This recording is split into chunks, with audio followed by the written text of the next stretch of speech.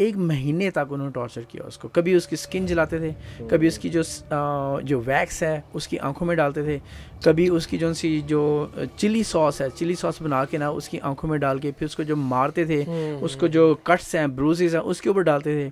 मरे चूहे उसके मुंह में डाल के ना उसको गैग करते थे ताकि ये सांस मुंह बोल ना सके। क्या वो जहन होगा? क्या वो बंदे का जहन होगा? सुन के बंदा जो है ना दोबारा आपने याद करवा दिया। इसका जो सा सर है ना वो हेलो किटी मरमेड डॉल के अंदर से मिलता है। इसको बस आप ऐसे ही समझिए कि वो जो हेलो किटी है उसके सर के अंदर उस औरत का सर है। She jumps out of the container. She jumps out of the car and she runs. Pakistan. In a few seconds, a bullet crushes through her ear and hits her from the back. She's on the ground. कितनी बड़ी बात है जनाब। आज जो podcast है, आपको पता है कि दुनिया में जिस तरह से क्राइम्स के बड़े बहुत ही ज़्यादा कैटेगरीज हैं, उसमें सबसे बड़ा जो हॉरिफिक किस्म का क्राइम है वो किसी की जान लेना है।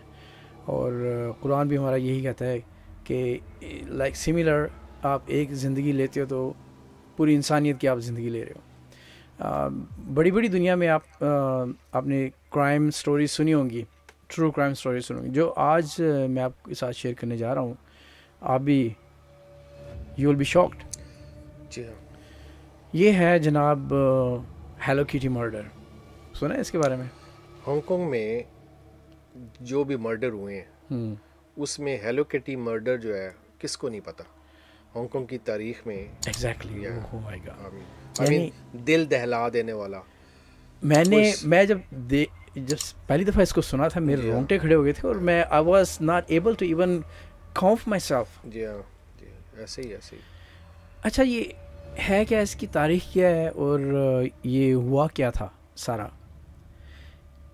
एक लड़की है, वो जनाब ऑर्फनेज में है, और वो ऑर्फनेज भी इस तरह से है कि 15 साल की उम्र तक वो रख सकते हैं ऑर्फन बच्चियों को या बच्चों को। उसके बाद they have to send them out. तो क्या हुआ, ये 16 साल 16 ईयर तक 15 साल 15-16 साल, ये 16 साल अभी 16 साल है 16 साल।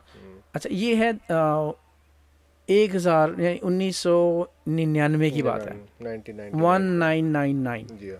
ये उस दौर की बात है, अप्रैल 17 अप्रैल गालिबन। मंजी इस लड़की का नाम है, फन मंजी एक ऐसी लड़की है जो बहुत ही अनफॉर्चुनेट, इसकी ज़िंदगी के काफ़ी ज़्यादा पहलू हैं।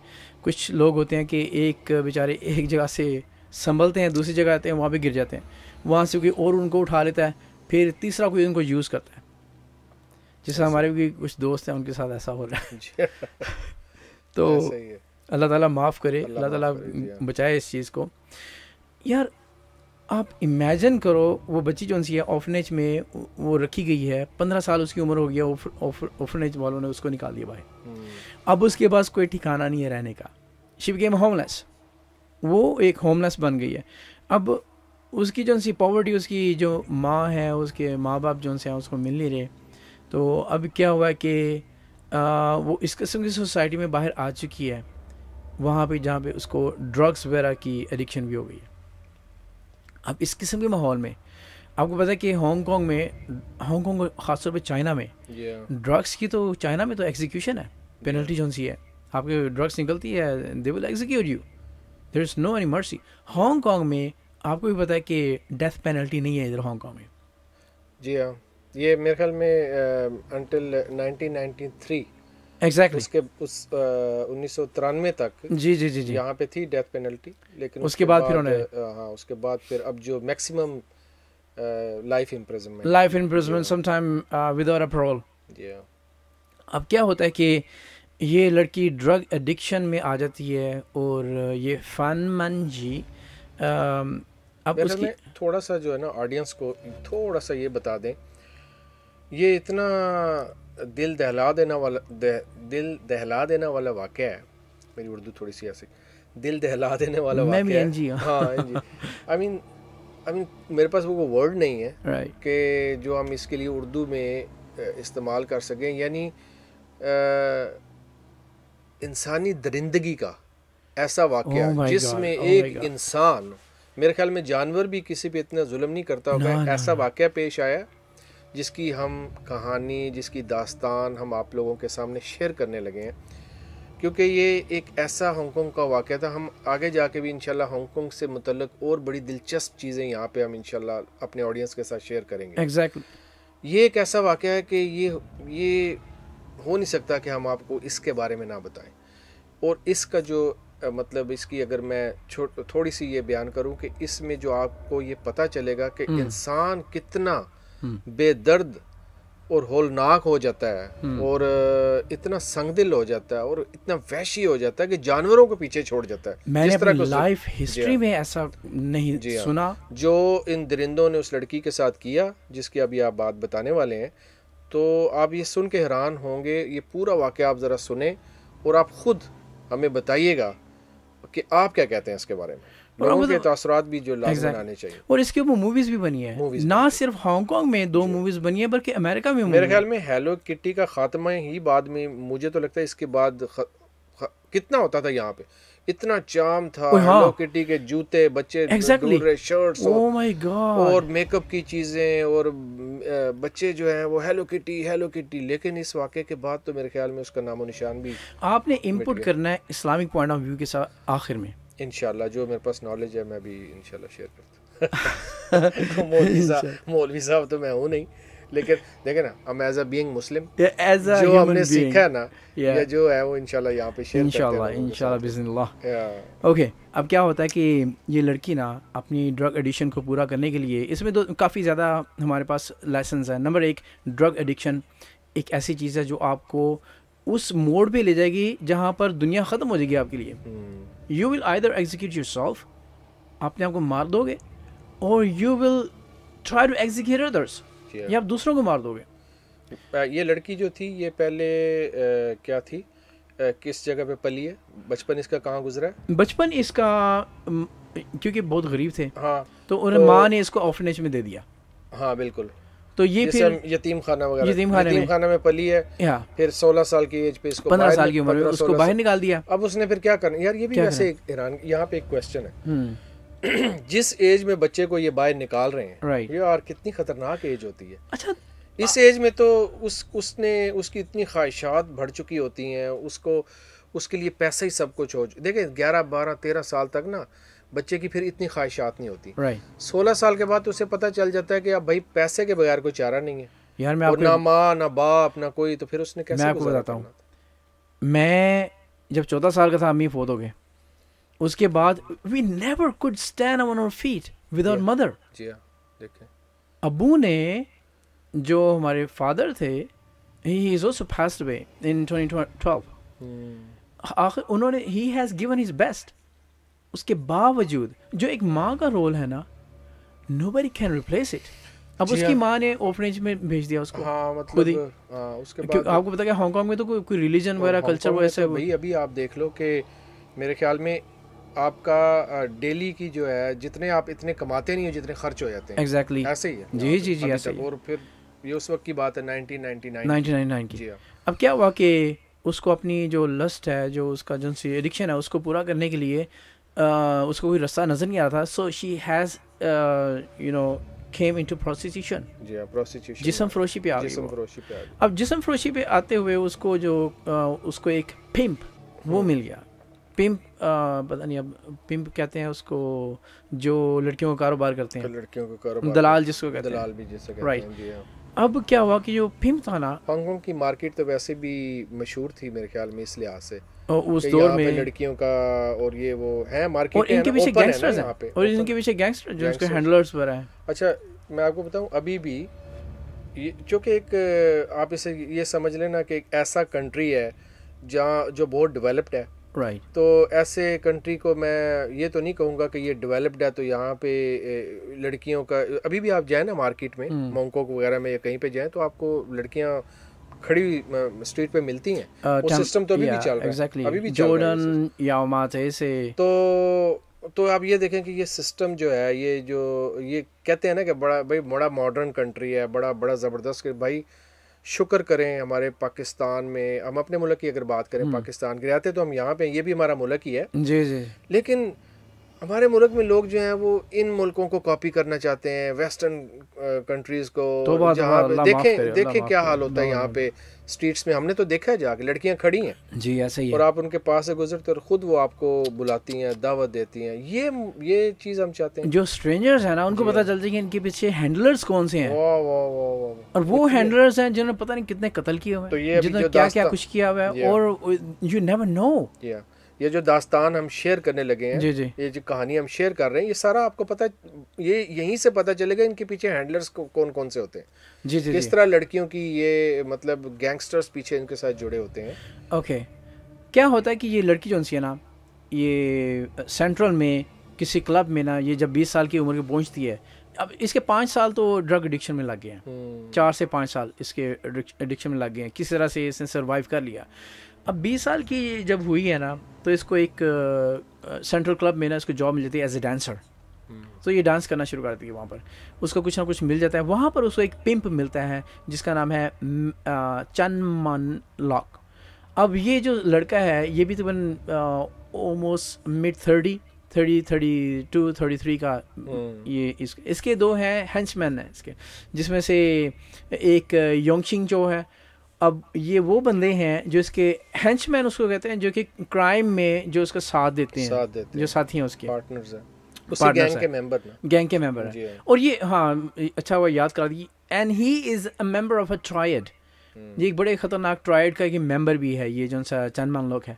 अब क्या होता है कि ये उसको क्योंकि उसके पास ऑलरेडी काफ़ी ज़्यादा पिम्प है ना, पिम्प का काम ये है किसी लड़की को उसको रजिस्टर करना अपने तौर के ऊपर, फिर उनको यूज़ करना प्रोस्टिट्यूशन से, फिर उनसे कमाना, फिर उनको भी देना। तो अब ये इसके अंडर माइनर्स भी हैं, माइनर्स हैं जो टीनेजर्स हैं। अब क्या होता है कि ये इसको जॉब्स देना शुरू करता है, क्योंकि इसने अपनी जो ड्रग एडिक्शन है, और ये ड्रग डीलर भी है चंदमान लोग, और ये जो सी है मंजी, ये ड्रग एडिक्टेड है। अब उसकी और उसके दोनों की आपस में कुछ अंडरस्टैंडिंग भी, कुछ कॉमन थिंग्स उनके पास लाइकनेस भी है इनके अंदर। अब ये दोनों एक्वेंटेड हो जाते हैं। एक्वेंटेड होने के बाद ये उसको, क्योंकि ये जो है ना चंदमान लोग, ही इज़ a monster. इसका he has a monster heart, कि इसका आप अंदाज़ा लगे किस किस्म का दरिंदा किस्म का इंसान है ये। मगर इसकी हकीकत खुलती है उस वक्त जब ये जो लड़की है, विक्टिम है, जो फैन मन जी, ये उसको लेके जब कमरे में जाती है, और वहाँ पे इसको तो पता है इसके बंदे के पास पैसे वगैरह होते हैं तभी ये मेरे पास आता है। तो इसका जब वो वहाँ पे पर्स देखती है, वॉलेट पड़ा हुआ है, वॉलेट पड़ा हुआ है, तो उसमें सोचती है कि इसमें से कुछ पैसे निकाल लेती हूँ, इसको क्या पता चलेगा, इसके बाद बहुत पैसा होता है, एक गैंगस्टर है। हाँ एग्जैक्टली। ओहो, बस वहाँ से जो है ना, लो जी उसने $4,000 से निकाले वॉलेट से, ओनली 4,000। हाँ 4,000। अब इमेजिन करें अमाउंट एक्चुअली इन 1999 में 4,000 एक इंसानियत के बदले में 4,000 की क्या गैंगस्टर्स जो होते हैं, या जो वो तो एक बाइक को भी नहीं बख्शते। और फिर इनमें दिल कहाँ पे होता है? नहीं होता, बिल्कुल नहीं होता। अब क्या होता है कि वो $4,000 उसके वॉलेट से निकाल लेती है। उसको शक हो जाता है कि किसे निकाला, क्योंकि उसको पता है कि मेरे जो करीबी हैं यही साथी हैं। उसके जो हंचमैन है ना, उसको वो ट्रैक में ले आते हैं कि इसका ना पीछा करो, कहाँ पे जा रही है, कैसे है, वगैरह वगैरह। अब ये ग्रैंडविल रोड पे इनका अपार्टमेंट है, ग्रैंडविल रोड पे जहाँ मेरा पहले स्टूडियो था, ये हमारे पास है। एग्जैक्टली याद है, मेरा पहला स्टूडियो था ग्रैंडविल रोड पे। ग्रैंडविल रोड से फिर मैं चला गया था यामाती, हमारा स्टूडियो चला गया था ग्रैंडविल रोड पे 30 ग्रैंडविल। वहाँ पर अभी वहाँ पे एक होटल बना हुआ है 29 ग्रैंडविल रोड पे। अभी उन्होंने, क्योंकि वो जहाँ पर ये इंसिडेंट हुआ था उन्होंने फिर डिमोलिश कर दी थी जो सी बिल्डिंग था 2012 में। 2016 में उनको रिकन्स्ट्रक्ट किया था, वहाँ पे होटल बना दिया था। अब क्या होता है, वो उसको अगवा कर लेते हैं, मंजी को अगवा करने के बाद ना ये लेते हैं उसको ग्रैंडविल रोड पे जो से अपार्टमेंट है ना, वो जो फ्लोर है वो है तकरीबन 5 कमरों का वो अपार्टमेंट है, वहाँ पर ले जाते हैं। अब जो पूरा जो सा फ्लोर है ना, वो उस पर 5 कमरे जो से बने हुए हैं, उसमें से एक जो उसको उधर ले गए। हाँ उसको ले गया, जहाँ इसके साथ उन्होंने इस वजह से इसको उधर ले गए क्योंकि वो पैसे इससे बरामद हो गए। अच्छा पहले तो हाँ ना, हाँ बरामद हुए थे, फिर उसने क्या किया था कि उसने कहा था कि तुम मुझे वापस करोगी, $4,000। अब उसने इंटरेस्ट डाल के ना $10,000 को उसने मजीद इंटरेस्ट डाल दिया, उसने ऊपर डाल दिया, उसने डाल दिया, बहाना था ना। एग्जैक्टली भाई 4,000 नहीं, अब तुम्हें 10,000 देने पड़ेंगे। 10,000 देने। यार कितना। इसमें एक और चीज़ हम बताना चाह रहे हैं अपने नाज़रीन को कि हांगकांग में ये कल्चर है, जो सूद है ना, जो सूद तो हराम है हमारे लिए, ये सूद का जो कल्चर है ना इंतहाई ख़तरनाक है। ख़ास तौर पे आपने किसी को लेंड किए ना, किसी को बोरो किए हैं $1,000 की, उसका दिल करे कि मैं हर महीने इसके ऊपर 2,000 ऐड करके तुमसे लूँगा। ऐसा ही हाउ रिडिकुलस इट। सूद तो पहले ही खैर मुसलमान तो है ये नहीं है। अब क्या होता है, वो उससे ना कहता है कि तुम मेरे लिए काम करोगी और ज़्यादा से ज़्यादा काम करोगी। अब उसकी पहली हालत बड़ी अजीब होती है कि ड्रग एडिक्शन की वजह से वो इतनी कमज़ोर होती है, उसके अंदर पावर भी नहीं होती। अब कहते हैं कि मैं तो इतनी जल्दी पूरा नहीं कर सकती। वो उससे क्या करते हैं, उससे फ़ायदा उठा के ना उसको ले आते हैं अपने ग्रैंडविल रोड पे जो अपार्टमेंट है उसमें बांध देते हैं कुर्सी से कमरा। वो इसके ये जो सा स्क्रीनशॉट भी हम दिखाते हैं इसके, जो कमरा था वहाँ पर जहाँ में इसको बांधा था। तो क्या होता है कि इससे एक तो पैसे से छीनते हैं, उसको बांध लेते हैं, अब इसको ना टॉर्चर करना शुरू कर देते हैं। ये कमरा जनाब, ये देखें। आई मीन दरिंदगी की इंतहा है यार। यानी 4,000 उसने निकाला था, उससे कहते हैं कि 10,000 तुमने देना है, और जो इन्हें पता था कभी रिटर्न ही नहीं कर सकती। हाँ, नहीं कर सकती। और उसको वो लेने के लिए अब इन्होंने कहा कि भाई हमें ये तो पता है कि तुम ये तो दे नहीं सकती, चलो अपनी हमें सर्विसेज फ्री दो। हाँ, और फिर फ्री सर्विसेज आप दिखाना चाह रहे हैं यहाँ पे? हाँ चलो दिखा। अच्छा, ये फिर क्या होता है कि उन्होंने उसको टॉर्चर करना शुरू कर दिया।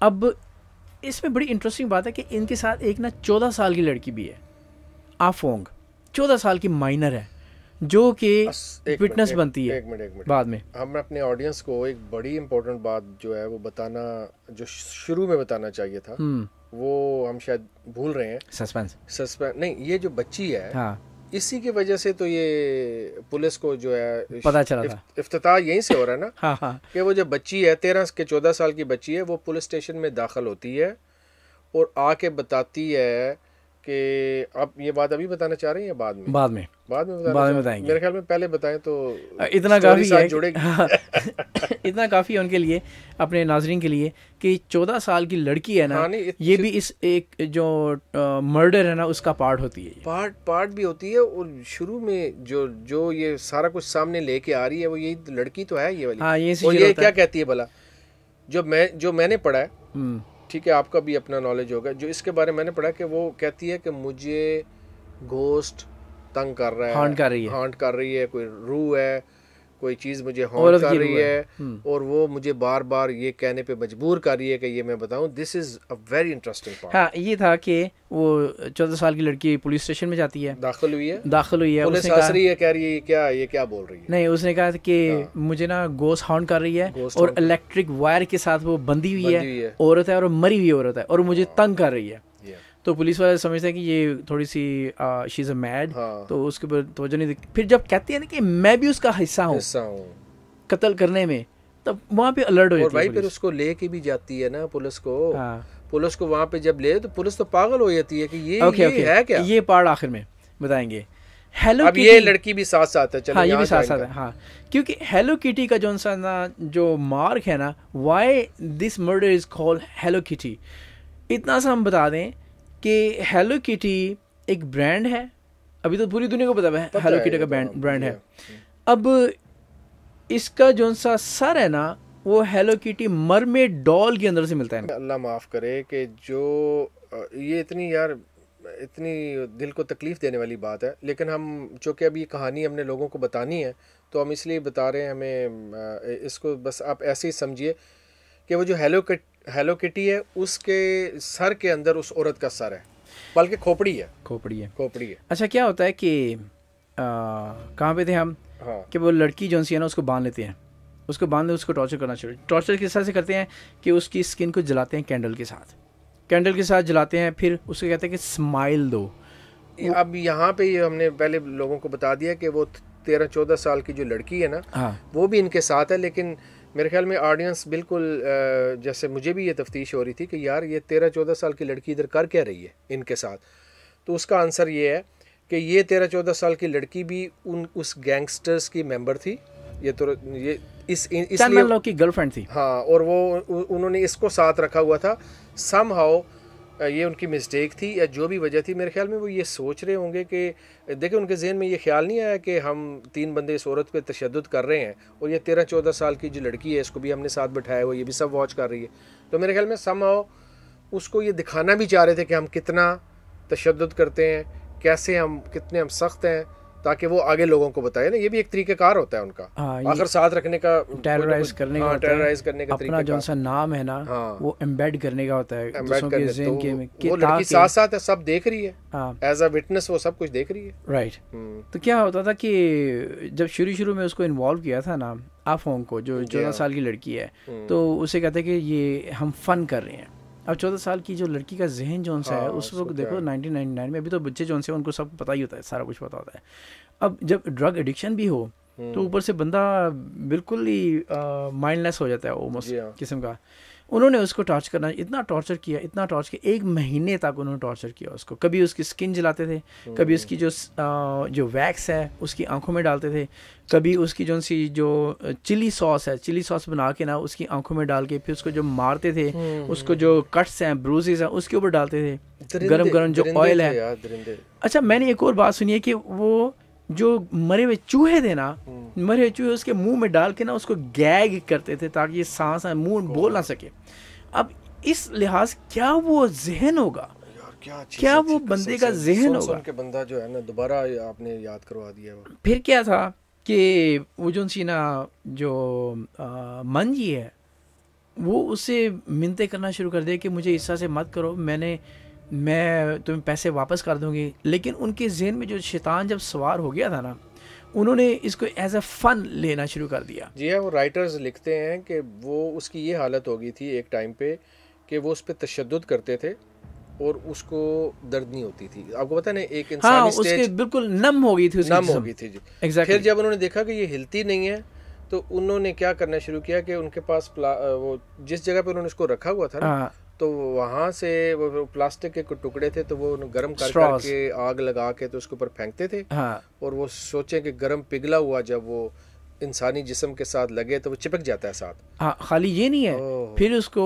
अस्तगफुरुल्लाह उसको यूरिनेट करते थे उसके ऊपर, उसको पिलाते थे, फिर उसको जो वेस्टेड है रिमेन्स वो उसको खिलाते थे। यहाँ तक हो गया। फिर क्या होता कि जब वो बिल्कुल थक जाते थे ना, फिर जाके वीडियो गेम्स खेलना शुरू करते थे अपने कमरे में। अब क्या होता है कि एक दिन ये सब डिनर करने के लिए बाहर जाते हैं।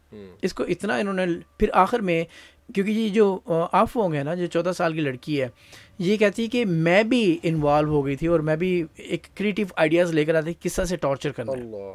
अब उसने कहा कि मैं क्या करती थी, मैं वो जो जली हुई है ना, वो जो प्लास्टिक है उसको जलाकर उसके ऊपर डालती थी मैं। लेकिन वो इतनी नम हो चुकी, जिस तरह से बताया ना, वाकई इतनी नम हो चुकी थी, वो उससे कोई तकलीफ़ फील ही नहीं होती थी। आखिर में उन्होंने उसको बाथ टब में लिटा दिया। बाथ टब में जब लिटा दिया ना, वो इस कदर वो ड्रेन हो चुकी थी। Then they go for the dinner करने जब बाहर गए, वापस आया ना, शी वाज पास्ड अवे, वो मर चुकी थी। अब यहाँ पर क्या होता है कि वो सोचते हैं कि अब इसके साथ क्या किया जाए, किस तरह से इसको या तो इसको डिसॉल्व किया जाए या इसके जो टुकड़े करके किस तरह से इसको हाइड किया जाए, इसको डिसअपीयर किया जाए। अब सभी अपने आइडियाज़ के साथ आ रहे हैं। आप ये सुनकर परेशान हो जाएंगे, आप सुनकर ये you will have a goose bump कि जो उनके किचन यूटेंसिल्स होते थे, उनके जो चम्मच हैं उसके जिससे वो खाना बनाते थे, जिसके अंदर वो बनाते थे, उन्होंने उसके अंदर उसके बॉडी पार्ट्स को बॉयल करना शुरू कर दिया उन्हीं खानों के अंदर। फिर वो जो अफोंग है वो कहती है कि उसके दौरान ये इन्होंने तकरीबन 10 घंटे उसको जब बॉयल करके ने अपने जो किचन के यूटेंसिल्स हैं, जो देज के हैं, जो पॉट्स हैं, उन्हीं को यूज़ किया, वही चम्मच यूज़ कर दिया। जब थक गए थे ना, उसके जिस्म का एक हिस्सा गल चुका था, इवन जो उसका सर भी उन्होंने क्योंकि वो जो में आपके बोलने से थोड़ी सी आवाज़ भी जो है ना, वो अब मैं एक्चुअली आवाज़ लर्ज रही है, आपका गला भी ठीक मैं आवाज़ sick and I am very very distressed. उन्होंने उसको ख़त्म करने के लिए मंसूबाबंदी शुरू की, तो सबसे अच्छा आइडिया यही था कि भाई बाहर जाएंगे तो सबको पता चल जाएगा। तो उन्होंने वो जो घर के बर्तनों में उसको उबालना शुरू कर दिया ताकि हड्डियाँ और मांस अलहदा हो जाए और फिर मांस जो है वो हम अलहदा रबिश बिन में फेंक देंगे और हड्डियाँ जो कुछ वो कुत्तों को डाल देंगे, हाँ कुछ आगे, तो वो हम बॉडी को ना ऐसा ऐसा ऐसा कई दिनों के अंदर हम उसको ज़ायल कर देंगे। हाँ, इस तरह से उनका वो प्लान चलता रहा, यहाँ तक कि पूरी बॉडी उन्होंने गायब कर दी, तो खोपड़ी रह गई, यानी सर रह गया, उसका सर रह गया। और फिर सर को भी मेरे ख्याल में उन्होंने पिघालना शुरू किया। नहीं, वो ऐसा वगैरह क्या हुआ था, स्किन वगैरह कि वो हेलो किटी का उन्होंने हर जगह पे इतनी वो हेलो किटी की जो मर्चेंडाइज थी वो खरीद ली थी। हाँ, इंसान इतना क्रूअल भी हो सकता है, यानी अब उसके वो सर को भी देखे उन्होंने क्या क्या पूरी मर्चेंडाइज पड़ी है, मर्च पड़ा हुआ है जगह जगह पे, हेलो किटी के कर्टन्स हैं, पिलोज हैं, फिर बेड शीट्स हैं, फिर वो डॉल्स रखी हुई हैं। जो उसमें से ना एक जो सबसे बड़ी डॉल थी ना, जो पिलो था, जो हेलो किटी का जो मर्मेड जो डॉल थी, उनको उसको काट के ना जहाँ पे रिवर होती है उसके अंदर उन्होंने खोपड़ी छुपा दी। छुपा के ना उसने रख दी वहाँ पर। अब क्या पता चलेगा किसी को, स्मेल तो है नहीं है, सिर्फ खोपड़ी ही है अंदर। अब उन्होंने हाइड आउट इस तरह से कर दिया उसको।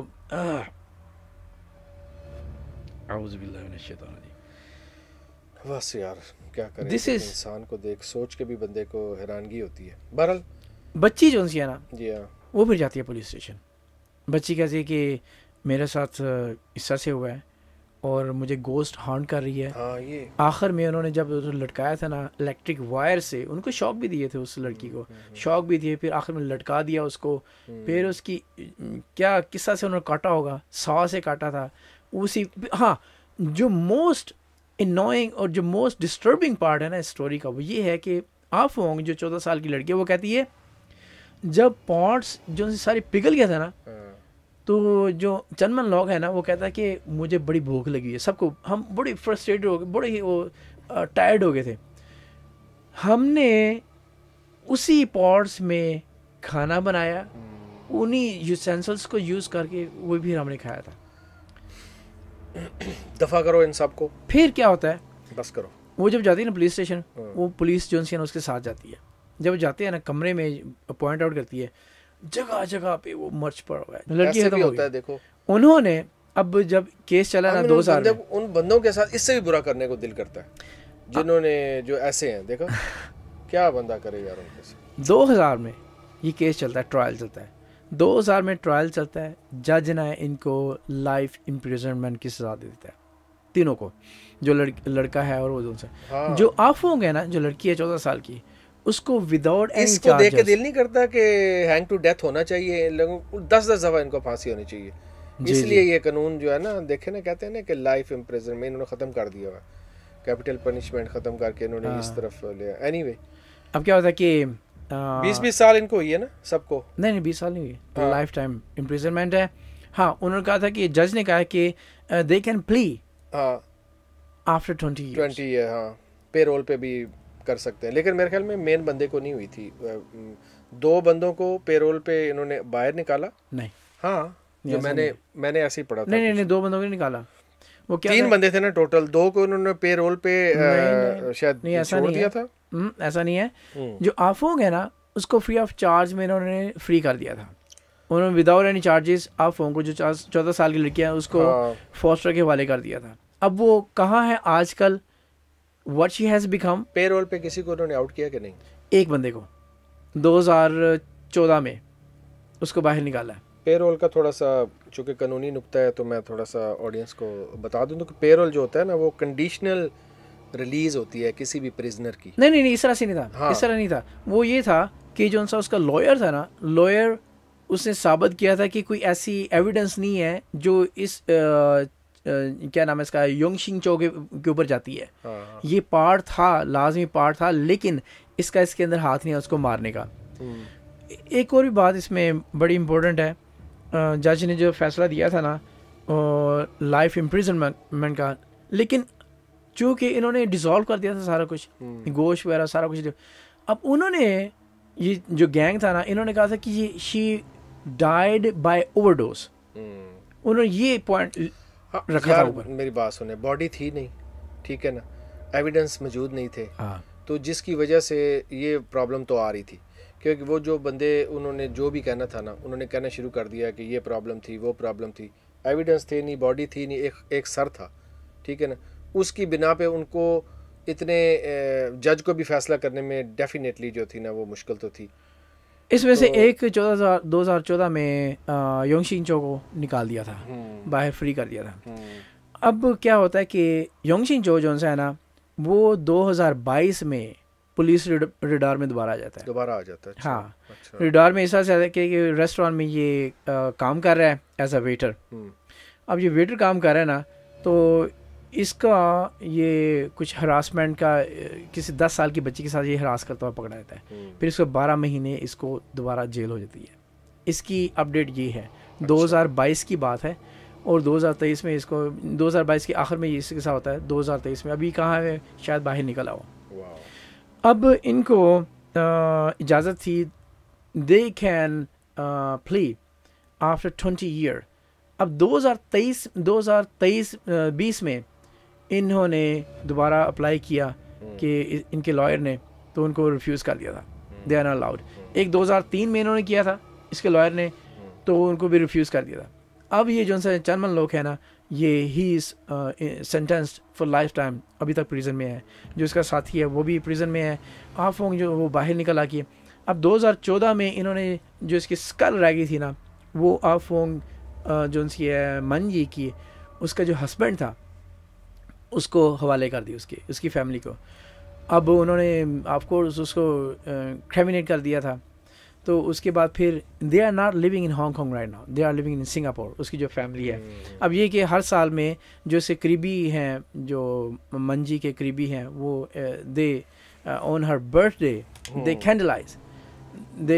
कैंडलाइट मेमोरी के तौर पे वो उसकी याद ताज़ा करते हैं। अब इसके ऊपर मूवीज़ भी बनी है, इस इंसिडेंट या इवेंट के ऊपर इंस्पायर होके। एक बनी है human pork chop, can you imagine the name. मैंने मूवी देखी, I can not see that movie.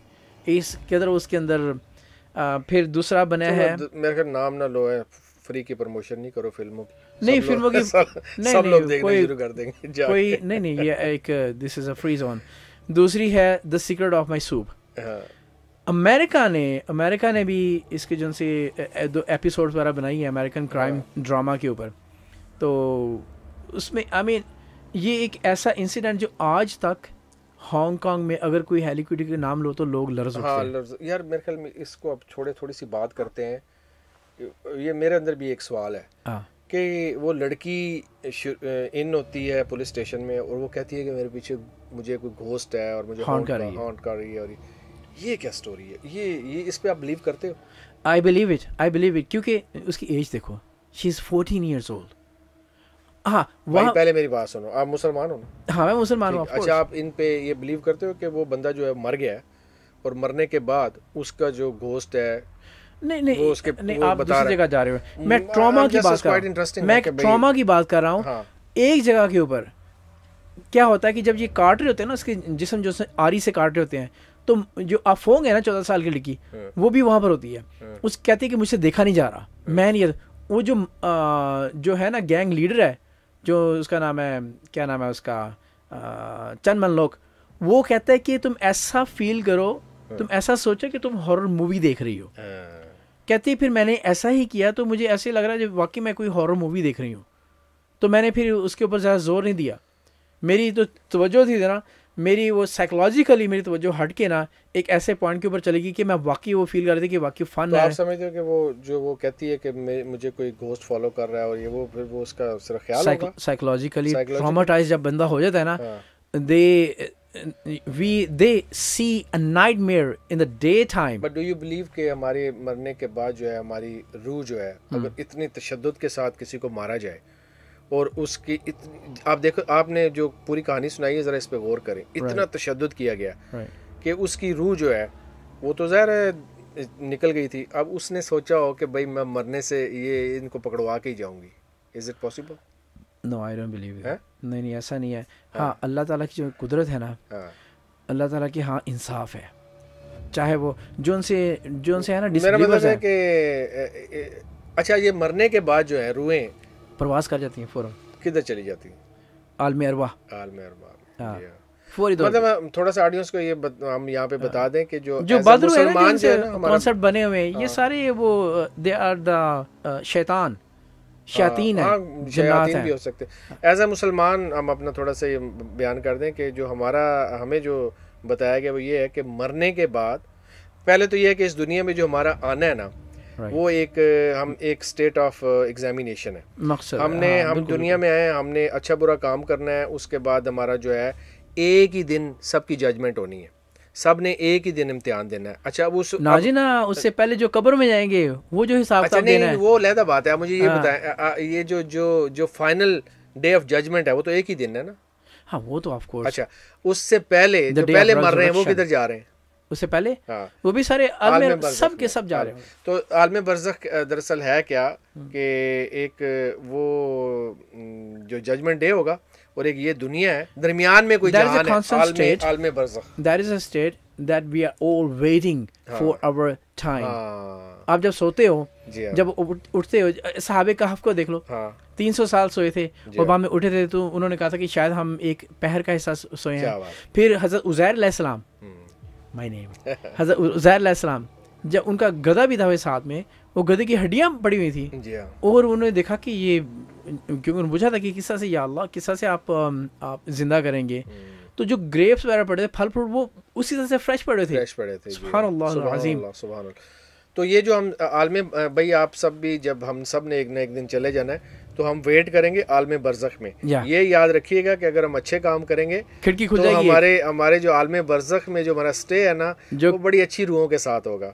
और अगर हम खिड़की खुल जाएगी जन्नत की तरफ से। और जो अस्तगफुरुल्लाह, या अल्लाह माफ करिए, अगर हम और अगर बदरूह हैं तो बदरूहों के साथ हमारा वहाँ पे क़याम होगा। और फिर अल्लाह ताला का जो फैसला है वो सब को हम we are waiting for the examination. और फिर एक दिन वो आएगा जब सब को खड़ा करके अमाल नामा जो उनके हाथ में रखा जाएगा और सब कुछ क्लियर हो जाएगा। अच्छा, हाथ अपने हाथ गवाही देंगे, आंखें गवाही देंगी, हर चीज़ गवाही देगी। एग्जैक्टली। वाह, इस स्टोरी से क्या सबक मिलता है? यार इससे बेशुमार हर बंदा जो है वो अपने सबक निकाल सकता है। आपके सामने मैं पता क्या देखें। अच्छा आप पहले बताओ फिर मैं बताता हूँ।